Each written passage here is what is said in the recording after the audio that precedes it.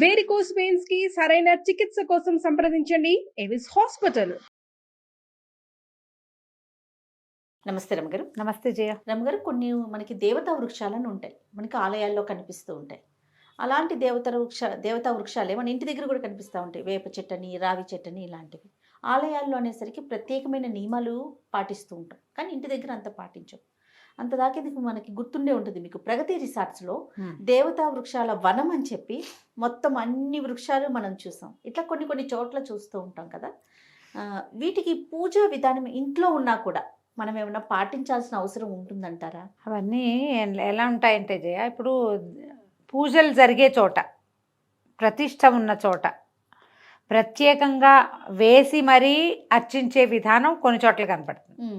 ఆ దేవాలయం ఎక్కడ ప్రారంభించారో అక్కడ ఆల్రెడీ ఇలాంటి వృక్షాలు ఏమైనా ఉంటే వాటిని తీసేయకుండా ఉంచుకుంటారు. సాధారణంగా దేవతా వృక్షాలు అంటే మనకి సమీపంలో కనపడేవి ఏంటంటే రావి, వేప రెండు కలిసి ఉన్నా కూడా, తర్వాత మర్రి, జువ్వి, మేడి, మద్ది, ఇవన్నీ కూడా దైవతాంశ కలిగిన వృక్షాలుగా చెప్పబడతాయి. ఉసిరి చెట్టు ఒకటి మనకు ప్రత్యేకంగా కనిపిస్తుంది. ఉసిరి మన జమ్మి ఇళ్లల్లో పెట్టుకుంటాం ఉసిరి, కానీ ఈ జమ్మెని కానీ, మారేడని కానీ, మర్రి కానీ, వేప, రావి, జువ్వి వీటిని ఇళ్లల్లోకి పెరగనివ్వరు చేయ. ఎందుకంటే అవి ఇళ్ళని పడేస్తాయి. అవును, వేర్లు పెద్ద చెట్లు అయిపోతాయి, అతి నీడ వస్తుంది, వాటి నీడని వేరే చెట్లు రావు. వాకిళ్లల్లో వేసుకుంటారు. వాకిళ్లల్లో వేయబడేవి సాధారణంగా ఏం కనపడతాయి? వేప, మామిడి, అంతేగా. అంతే తప్పిస్తే ఈ మర్రి చెట్టు వాకిట ఉంటే సరే నేను ఏం ఒప్పుకోరమ్మా. మర్రి చెట్టుకి విస్తరించే గుణం ఉంది కదా, వేప కూడా విస్తరించే గుణమే ఉంటుంది. పర్వాలేదు, ఏదో ఒక చెట్టుగా ఆ మాత్రంగానే ఉంటుంది, వేపగాలి మంచిదని. ఇప్పుడు రావి అనుకో, రావి చెట్టు అసలు ఎంత గోడనైనా పగలు తీసేస్తుంది దాని వేరు. ఇలాగే జరుగుతుంది. కానీ అవి దైవ వృక్షాలు అన్నది నిర్వివాదాంశం జరిగేదే, అది కాదని మనం అనడానికి వీల్లేదు. ఇళ్లలో వాటిని ఉంచుకుని పెంచుకుని వాటిని దేవాలయాల్లో పాటించే విధి విధానాలే ఇళ్లల్లో కూడా పాటించేది మనం చూడం. అలా జరగదు. వాకిట్లో వేప చెట్టు ఉంటే దానికి చీర కడతామా మనం? కడతాం. వాకిట్లో వేప చెట్టు వాకిట్లో వేప చెట్టుగానే ఉంటుంది. మర్రి చెట్టు కనపడితే తీసేస్తారు, తీసేయాలి.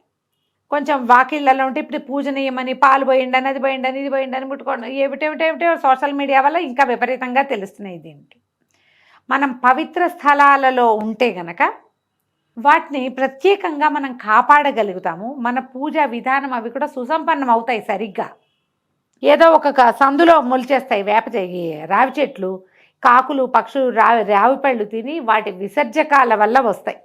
వేప కూడా అంతే. ఈ పెద్ద పెద్ద మహావృక్షాలు ఎవరు పాతి పెడతారు? ఓ చెట్టు మించి ఇంకో చెట్టు మీదకి తిరిగే పక్షులు అవి తిని కొన్నిసార్లు జంతువుల వల్ల కూడా బయటికి వెళ్ళిపోతాయి. అవి ఎక్కడెక్కడికో వెళ్ళి అక్కడ విసర్జించబడి క్రమంగా మొక్క వస్తుంది.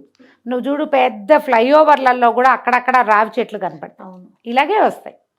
మనం అక్కడ పెంచి పోషించి పూజ చేయం కదా, చేయలేంగా, తీసేస్తాం. అలా తీసేపోతే మొత్తం ఊరంతా రావి చెట్లే ఉంటాయి.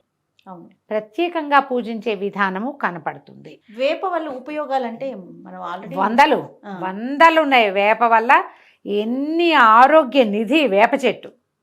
వేప గాలి చాలా మంచిది, లంగ్స్కి మంచిది, స్కిన్కి మంచిది, తలకి మంచిది, బుద్ధికి మంచిది, పొట్ట లోపలికి మంచిది. వాకిట్లో ఉంచుకోవచ్చు. వాటితోటి క్రిమిసంహారిణిగా పనిచేస్తుంది వేప. బేసిక్గా ఆ వేప చిగుళ్ళు కోసి కొంచెం అంత బెల్లం వేసి గ్రైండ్ చేసేసి దంచేస్తే చిన్న చిన్న ఉండలు కడితే పొట్టలో ఉన్న పారసైట్స్ ఉంటాయి, పాములు పోతాయి నిశ్శేషంగా. వేప పూత, సంవత్సరం అంతా వేప పూత మనం ఇప్పుడు ఎండబెట్టి అట్ట పెట్టుకుని ఏడాదంతా ప్రతి నెల ఋతువు మారినప్పుడల్లా అంత వేప పూత నేతిలో వేయించుకుని కొంచెం జీలకర్ర వేసి ఓ చిటికెడు ఇంగు వేసి కాస్త ఉప్పు వేసుకుని అన్నంలో కలుపుతుంది. చేదుగానే ఉంటుంది, చేదు కాకపోవటమే ఉండదు, కానీ పొట్టలో వచ్చే పురుగుల్ని, కొత్తగా వచ్చే అనారోగ్యాలని తగ్గిస్తుంది. వేప చెక్క కషాయం చాలా మంచిది, ఫ్లూస్కి బాగా ఇస్తారు అది. వేప గాలి మరీ మంచిది. ఆ వాకిళ్లలో ఆ గాలి ఆడుతూ ఉంటే చాలా రకాల బ్యాక్టీరియాలని, చాలా రకాల వైరస్ని రానివ్వకుండా చేస్తుంది. మనకెందుకు ట్రాపికల్ ఫీవర్స్ వస్తాయి కదా, అట్లమ్మని కదా, పొంగని, అవి వచ్చినప్పుడు వేపే దానికి వైద్యం, ఇంకేం లేదు. వేపతోటే చేస్తారు ట్రాపికల్ ఫీవర్స్, వేపతోటే తగ్గుతాయి. వేప చాలా మంచిది. ఇంట్లో పెట్టుకోవడం అంటే మనకంతా అపార్ట్మెంట్ కల్చర్ ఉంది. అపార్ట్మెంట్ లోపల వేసుకోలేము. బయట రోడ్డు మీదకి ఉండేలాగా వేసుకోవచ్చు వేప. బట్ రావిని అట్లా చేయలేం. రావి పైగా ఏమిటంటే అశ్వత్థనారాయణుడు అని చెప్తారు. రావి విష్ణు స్వరూపం. అందుకని అది దేవాలయంలో ఉంటే పూజార్హత కలిగిన వృక్షం కాబట్టి మనం అక్కడ ఏదైనా పూజ చేసుకోవచ్చు. ఈ రావితోటి కూడా చాలా ప్రత్యేకమైన లక్షణాలు ఉన్నాయి జయ. రావికి సంతానాన్ని కలిగించే లక్షణం ఉంది. అందుకే దేవాలయాల్లో రావి చెట్టు చుట్టూ తిరుగుతాం, ప్రదక్షిణాలు ప్రదక్షిణ చేస్తాం. ఆ రావి చెట్టు చుట్టూత ప్రదక్షిణ చేస్తే అది స్త్రీ అవయవాల లోపల ఉన్నటువంటి యూటరస్కి వాటికి హెల్ప్ చేస్తుంది. దాని చుట్టూత ఆ తిరగటం వల్ల దాని లోపల నుంచి వచ్చేటువంటి ఆ జీవశక్తి ఈ గర్భానికి కారణం అవుతుంది. యూటరస్కి సంబంధించిన సమస్యలకి అది సమాధానం చెప్తుందంటారు. అంటే ఒక చెట్టువా చుట్టూతా తిరిగితేనే ఇదవుతుందంటే మన విధానం అది అంతే అవుతుంది కూడా. కదా రమ్మగారు, నమ్మకము, సైన్స్ కూడా అట్లా చెప్తుంది. అవును. ఇందులో మళ్ళీ మర్రి చెట్టుకు కూడా అలాంటిది ఉంటుంది. వట సావిత్రి వ్రతం అని వ్రతం చేస్తారు. మరి చెట్టు కింద మర్రి చెట్టుకి మరి సంవత్సరాలు చెట్టుకే వట సావిత్రి వ్రతం ఒక్క సంవత్సరానికి ఒక్క రోజు ఉంది. అది ఒక తాడుని చెట్టు చుట్టూతా కడతారు. ఆ తాడుని కట్టడానికి మనం తిరగాలి కదా దాని చుట్టూతా. ఆ తిరగటము మనకి మంచిది. మర్రి చెట్లు కూడా ఆరోగ్యానికి మంచివి. అలాగని ఇంట్లో పెంచుకోమని కాదు.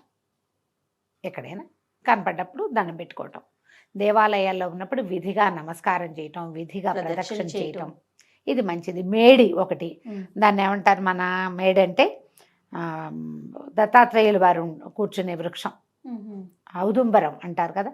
ఔదుంబర వృక్షం కూడా దాని చుట్టూతా ప్రదక్షిణ చేస్తే జ్ఞాన వృద్ధి కలుగుతుందని చెప్తారు. బ్రెయిన్ ఇంప్రూవ్ అవుతుంది. మనం ఇళ్లలో వాకిట్లో వీటన్నిట్లలో చూడు ఇంట్లో పెట్టుకో అని చెప్పబడింది ఏమిటి? తులసి. అంతే. తులసి గాలి మంచిది. తులసికి ప్రదక్షిణ చేసుకోవచ్చు, తులసి తీర్థం పుచ్చుకోవచ్చు. అవన్నీ ఆరోగ్యానికి మంచివి. వీటిని ఎక్కడైనా పెరిగితే పెరగనివ్వండి, బయట ఖాళీ స్థలాల్లో మంచిదే. ఇంట్లో పెట్టుకోవాల్సిందే, ఇది మంచిది కాబట్టి అలా భావించకూడదు.